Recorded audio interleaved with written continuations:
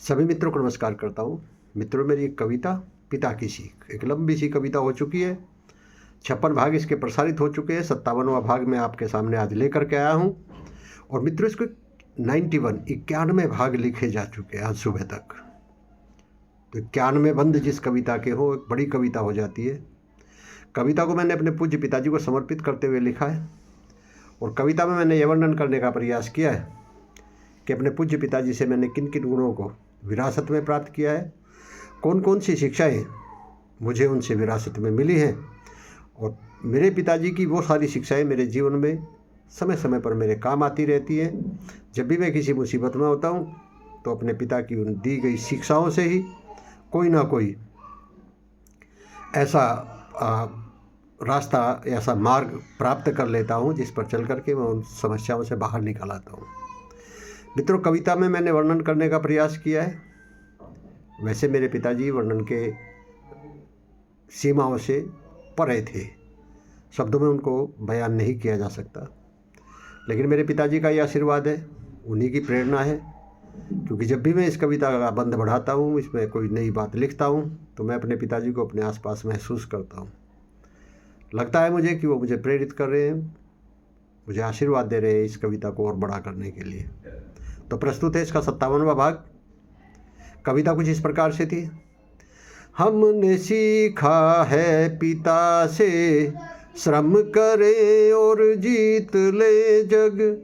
श्रम किया बेकार जग में, यूं कभी जाता नहीं है। हमने सीखा है पिता से।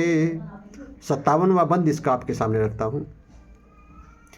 हमने सीखा है पिता से, जीवन सदा चलता ही रहता।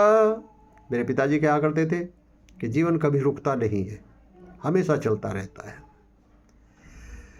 हमने सीखा है पिता से, जीवन सदा चलता ही रहता। अब वो उदाहरण देते हैं कौन कौन सी चीज़ और चलती रहती है।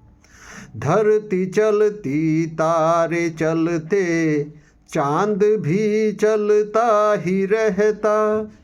धरती चलती तारे चलते, चांद भी चलता ही रहता। ठहरने पर सड़ जाता है, शुद्ध जल बहता ही रहता।